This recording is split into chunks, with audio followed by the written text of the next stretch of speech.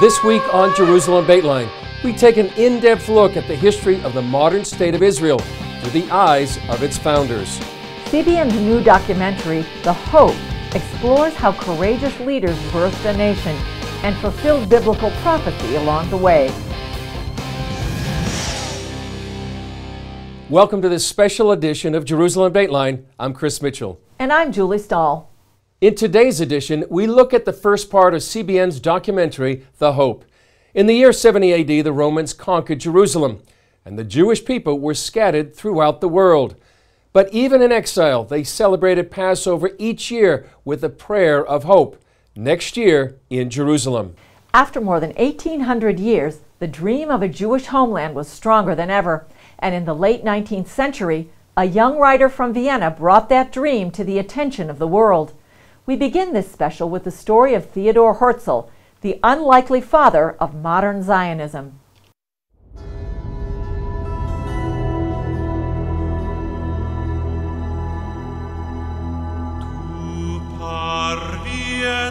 In 1893, a Viennese journalist wrote, "When I think of my son's future, I ask myself whether I have the right to make life so difficult for him as it has become for me.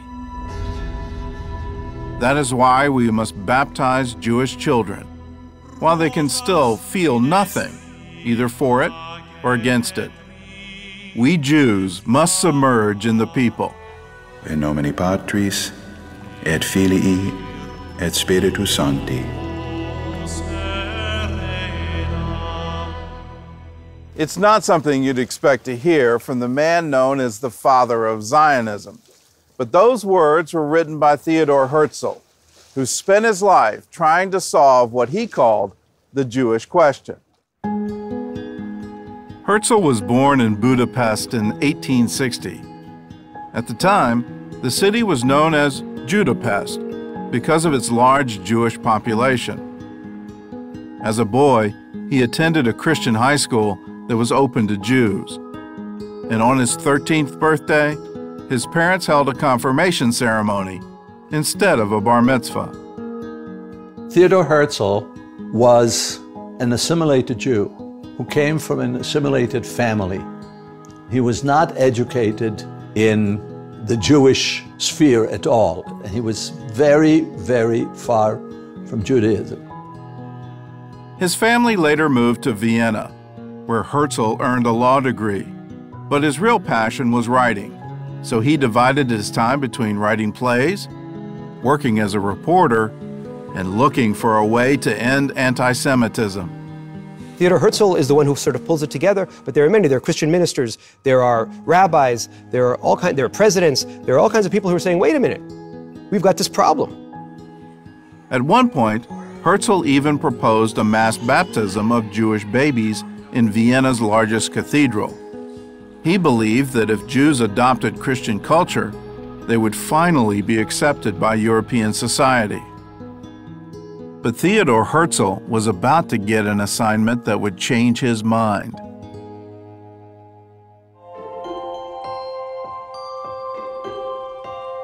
It was as a journalist for the top newspaper in Vienna that he was sent to Paris to write about the wonderful French experience. Herzl, who was a bon vivant, and was living in Paris and enjoying himself and going to the theater 3 times a week, and all of a sudden, he saw the ugly face of anti-Semitism. Herzl was assigned to cover the famous Dreyfus affair, in which a French Jewish captain was falsely convicted of spying for the Germans. Herzl watched as Alfred Dreyfus was stripped of his medals and publicly degraded at the military school in Paris. Crowds filled the streets, shouting death to the Jews. People are inflamed, and they're shouting, not down with Dreyfus, not down with the individual, they shout down with the Jews. And Theodor Herzl has his aha moment. Herzl realized that the only solution to anti-Semitism was for the Jews to have their own state. Wonderful idea. How do you go about doing it? This is where the writer of plays came in, you know. He was going to set the stage. Herzl shut himself in his apartment and wrote his ideas down for 5 straight days. When a friend of his visited, he was alarmed by Herzl's disheveled appearance and wild ideas. He suggested they get some fresh air. And as they walked, he told Herzl to get some medical help before someone hauled him off to a madhouse. Herzl paid no attention, and the following year, he published his most famous work, The Jewish State. Theodor Herzl, in his book, The Jewish State, dreams. And he talks about this new nation state being a beacon to humanity. He talks about it being a model democracy. Not everyone was thrilled with Herzl's ideas. Religious Jews thought it was blasphemy to reestablish the nation of Israel without the Messiah. Nevertheless, Herzl worked tirelessly to realize his vision. He even tried to buy the land of Palestine.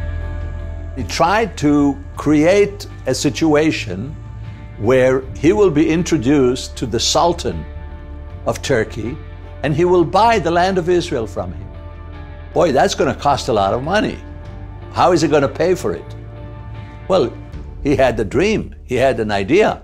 He says, I'm going to take half of the riches of all the rich Jews. Well, of course, there was absolutely no chance that any of these people would do that. They did not want to see Zionism succeed, in fact. But he was convinced that that's the way to do it. When we come back, for the first time in almost 2,000 years, Jewish delegates from 17 countries gather for the first World Zionist Congress. Welcome back.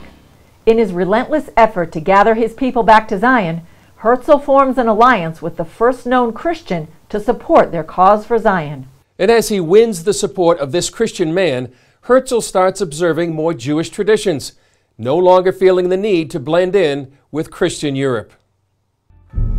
In 1897, Herzl gathered Jewish delegates from around the world for the first World Zionist Congress. For this historic meeting, he chose the city of Basel in Switzerland. By the way, do you know why it was in Basel? It was supposed to be in Munich. And in Munich there were Jews who called themselves Germans of the faith of Moses. And they said to him, we don't want this Jewish riffraff from all over the world coming to Munich.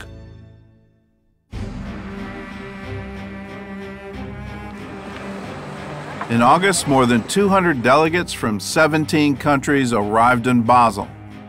It was the first representative Jewish assembly in nearly 2,000 years, and the atmosphere was electric. Behind the podium hung a white flag with 2 blue stripes and a Star of David, a version of the design that would be adopted by the State of Israel 50 years later. Among the delegates was a man Herzl introduced as the first Christian Zionist. The Reverend William Heckler was the British embassy chaplain in Vienna. He was deeply interested in the return of the Jews to Israel, so he helped Herzl make some important political connections, and the two became lifelong friends. As Herzl walked to the podium, people cheered and stomped their feet. He opened the Congress by announcing, "We are here to lay the foundation stone of the house which is to shelter the Jewish nation." The applause was deafening. One English delegate described the excitement of the crowd. "By the rivers of Babylon, we sat down and wept as we remembered Zion.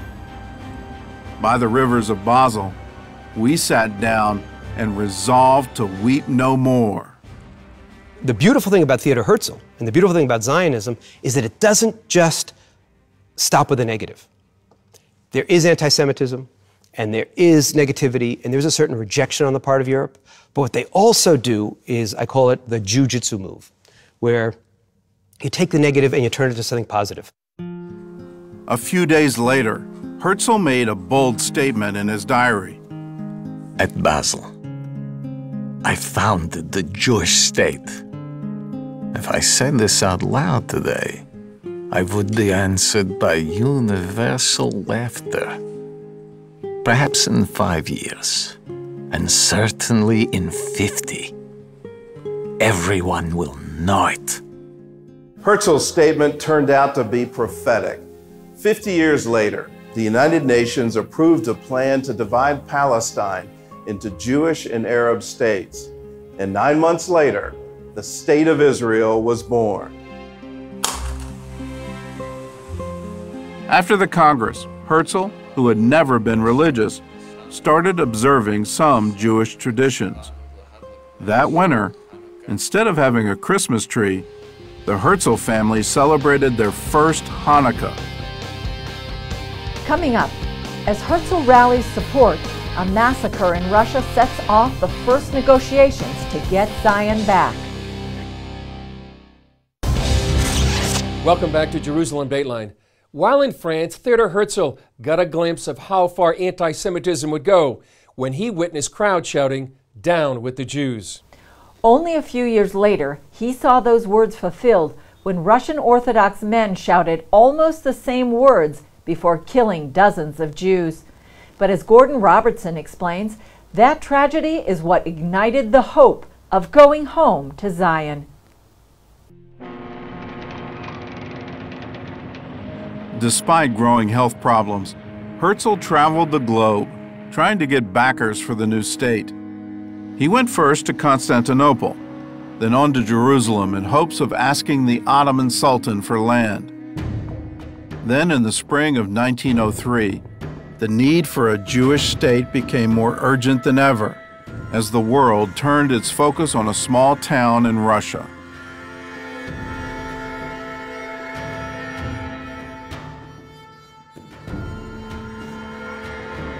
On Easter Sunday, a group of Russian Orthodox men entered the Jewish quarter of the village of Kishinev.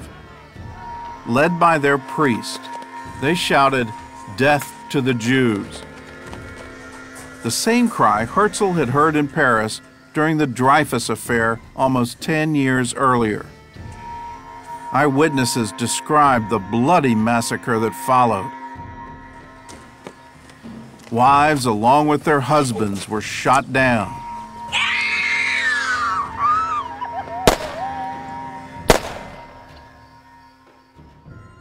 A synagogue worker was killed protecting the Torah with his body. Children had their brains dashed out against the walls. And even babes were snatched from the arms of pleading mothers and hurled through windows.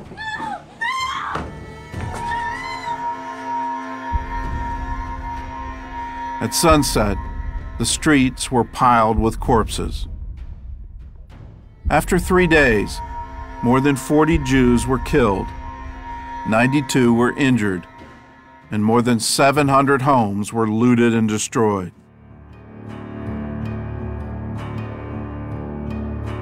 Four months later, the Jewish Congress convened under the shadow of the massacre, but that was just the beginning. Herzl had good news and bad news for the crowd. The good news was that Great Britain wanted to help the Jewish people. The bad news was how they wanted to help. After the Kishinev pogrom, Herzl had an emergency meeting with British politicians. He asked them for land in Cyprus or the Sinai Peninsula, both of which were under British control. The plan was to rescue the Jews from Russia and still be close to Palestine. The British refused and offered them land in British East Africa, now Uganda. With no other choice, Herzl accepted the offer, and the British drew up a plan for a colony they called New Palestine. In 1903, Herzl presented the idea to the Zionist Congress with disastrous results. Zionism refers to Zion, and the plan was eventually to have Zion as the homeland. Nobody was giving this up. But for now, we're going to get ourselves a place to hide. It was the delegates from Russia, whom Herzl was trying to protect, who took the news the hardest. They stormed out of the concert hall in protest. Among them was a young man who would become the first president of the new state of Israel, Chaim Weizmann. The Zionists from Russia hated the idea. So they basically mounted a revolution against him and broke his heart, and he had been dealt such a tremendous shock that everybody doesn't take his word for the gospel truth.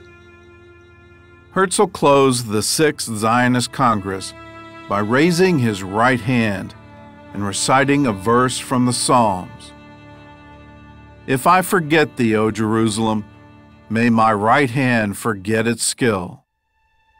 These were the last words he would ever speak at the podium in Basel. Only his close friends and family knew that he was suffering from heart failure. And over the next year, his health declined rapidly. He told his old friend, Reverend Heckler, "Greet Palestine for me. I gave my heart's blood for my people." He died the next day. And at his funeral in Vienna, more than 6,000 people gathered to honor the man they had called King of the Jews. In 1949, the new government of Israel honored Herzl's dying request. They brought his remains from Vienna and reburied them here, on a hill overlooking Jerusalem. During his lifetime, Herzl was called everything from a hero to a dreamer to a heretic. But his influence on the Jewish people is undeniable. In the last decade of his life, he gave them something they hadn't had in nearly 2,000 years, the hope of going home. He was an amazing man. He deserves a lot of credit. He had a dream, and it was a good dream. But you know, there's a distance between dreaming and between bringing something to fruition. It took pioneers, it took men of action, men of work. Herzl was, in the words of that wonderful song, the wind beneath their wings. Up next, we fast forward to modern-day Israel, where Herzl's dreams continue to flourish. And we introduce you to a Christian man whose Jewish grandmother surprised him with the task to continue blessing her people. Welcome back to Jerusalem Dateline. You've been watching the first part of CBN's documentary, The Hope, which tells the story of the founding of the modern state of Israel. All throughout history, we've seen and continue to witness how God blesses those who bless His people. Theodor Herzl pulled from the wealth of Jews and non-Jews around the world to build and bless Israel. And that vision lives on more than 100 years later through both Jews and non-Jews. And it's with one of those stories that we want to conclude the show today. Here's the adventure of a young seminary student in the U.S. who had to figure out what to do with millions of dollars he unexpectedly inherited when his Jewish grandmother passed away. Walter Panzier never played wheelchair basketball until he visited this rehab center for wounded Israeli soldiers. Oh, that was incredibly difficult. They made it look so easy. Panzier and 3 other trustees oversee one of the largest foundations in the world, the Leona Helmsley Charitable Trust. They donate millions each year to worthy projects around the world, like the Israel Rehab Center. Helmsley built a hotel and real estate empire estimated at $6 billion. She owned the Empire State Building and gained a reputation, to put it mildly, as a difficult boss. When she named her grandson as a trustee, it was something he never expected. This is amazing. As a Christian, if you would have asked me 10 years ago, would I be standing here in Israel? I'd say absolutely not. As I went through my pastoral studies, if I was asked if I was going to be in Israel helping Israelis, helping the poor across Africa with our other projects, and helping people in the United States, I would never believe it in a million years. This is truly a blessing to be here. They support a number of projects in Israel, including one of the world's leading brain research centers. Fellow trustee Sandy Frankel feels it's always timely to bless Israel. Every time is an important time, and Whenever now is the most important time. Tomorrow will be the most important time, even more important than today. When you think about Israel, a flower flourishing in a tsunami of war and hatred and upheaval in this part of the world, and still it manages to flourish, it's a miracle. Absolutely. Israel is the light to the nations, and the world, I feel, doesn't understand that. There's so much where they're caught up on the conflicts that's going on in Israel. And there's so much more to Israel than just the conflicts. There's wonderful scientific research being done here. There's wonderful humanitarian aid being done here. That's not getting reported by mainstream press. During their visit, a terror attack took place in Tel Aviv, while a border incident flared along the northern border with Lebanon. Yet life goes on. And we hear the same thing over and over again, how strong the Israeli will is here, how strong the people are, even at horrible times with rockets coming in and at a brink of war. People are at peace here. People go on with their daily lives. When you help Israel, you help the world. That's what people don't realize. Israelis aren't an inward people who are trying only to help themselves. What they do benefits the world.